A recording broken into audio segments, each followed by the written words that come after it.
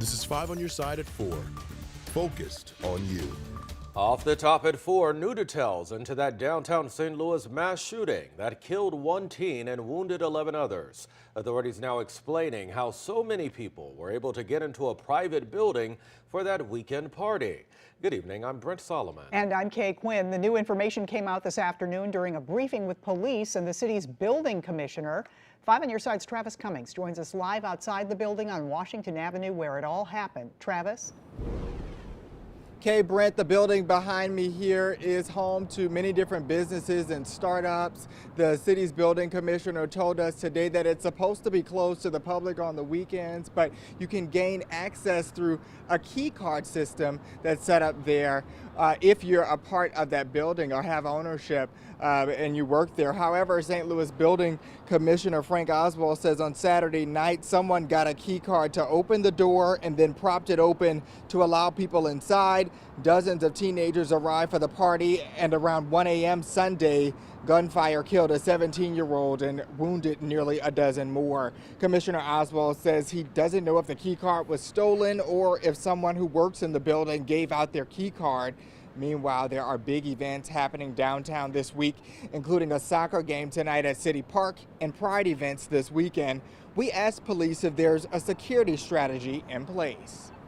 We're going to have our standard patrols out, but we also are paying more attention to the Washington Avenue area.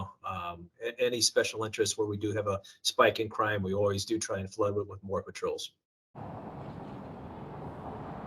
Police are still looking for people they believe who are tied to last weekend's shooting. If you know anything or see anything suspicious any other time, all you have to do is call Crime Stoppers. That number is 866-371-TIPS. We're live downtown. Travis Cummings, 5 on your side. All right, thank you, Travis. Now to a developing story in South St. Louis. Police are looking for a suspect accused of sexually assaulting a juvenile. The incident happened May 29th around 11 p.m. on Bingham Avenue near Grand. The suspect was captured on surveillance cameras before and after the assault. If you have any information, contact St. Louis Police, or you can remain anonymous and call Crime Stoppers. There's new information into a early morning crash in Ladue. This happened just before 7 this morning when a car crashed into a medical building off of Ladue Road near I-170. Police say an elderly man was parked in front of that building when his foot slipped off of the brake and onto the gas pedal. That caused his car to crash right into that building there. He was not hurt and no one was inside at the time.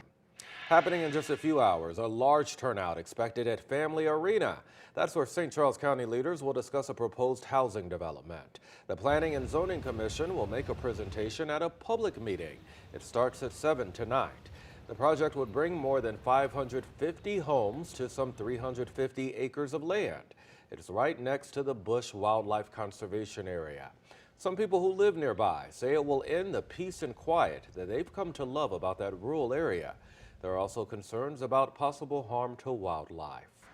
It's going to take away from the natural beauty of the area. There's a lot of wildlife out here that's going to negatively impact that. Our tree preservation ordinance requires a minimum number of trees that are preserved. And actually, they're proposing to preserve about double the minimum amount. In fact, they're proposing to preserve over 80 acres of mature tree stands as part of this development. If you can't make it to tonight's meeting in person, you can email your concerns. For more information on how to do that, look for this story on KSDK.com. Also in St. Charles County, a major construction project is now complete.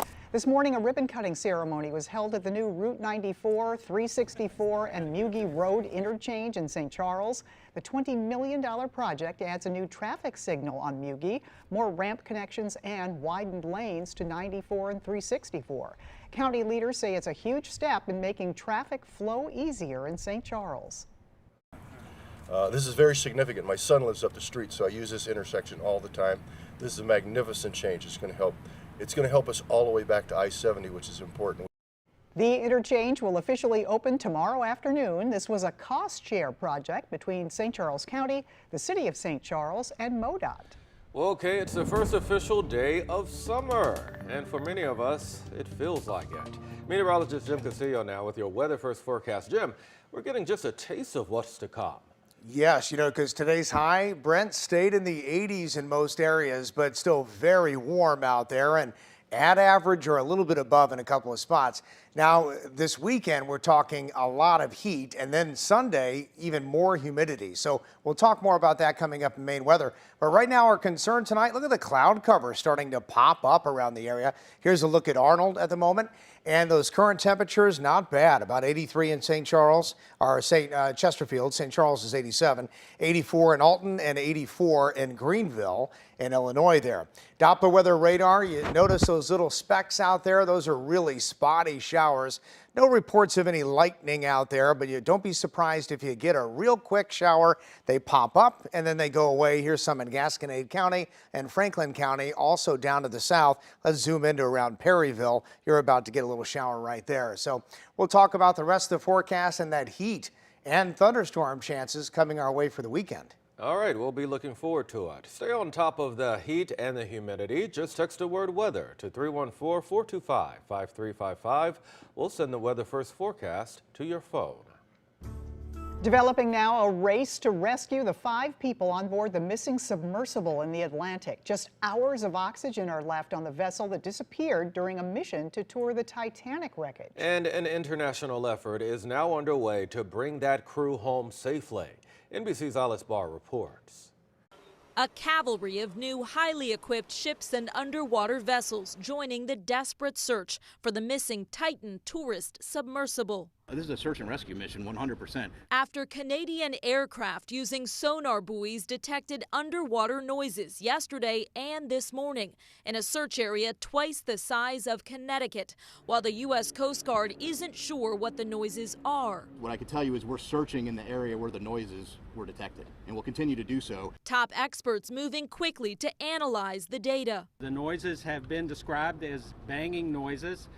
But again, they have to put the whole picture together in context, and they have to eliminate potential man-made sources other than the Titan. The race against time more urgent by the hour, with breathable air running out for the 5 people on board since Sunday, when the minivan-sized vessel vanished during a mission to explore the wreckage of the Titanic. Even once found, obstacles remain to reach the Titan and bring it to the surface from depths only those who've been there can describe. The journey is amazing. You're basically going to another planet, the bottom of the ocean like this, 4,000 meter down. Signing on for that otherworldly experience requires a $250,000 price tag and a massive waiver that former passengers say clearly warns the trip can result in death. The co-owner of the Titan's mothership saying that before they lost contact, all protocols were followed for the mission.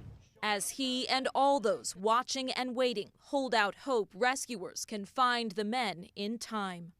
In Washington, Alice Barr, NBC News. Deceptive and deceiving. Those are the allegations against Amazon in a lawsuit that could impact you. And it is not science fiction. The government just approved the sale of a major food group grown in a lab. We'll tell you about it. Ever met anyone at the Stan the Man statue? Well, see the other amazing work by the artist who created that sculpture we all know and love.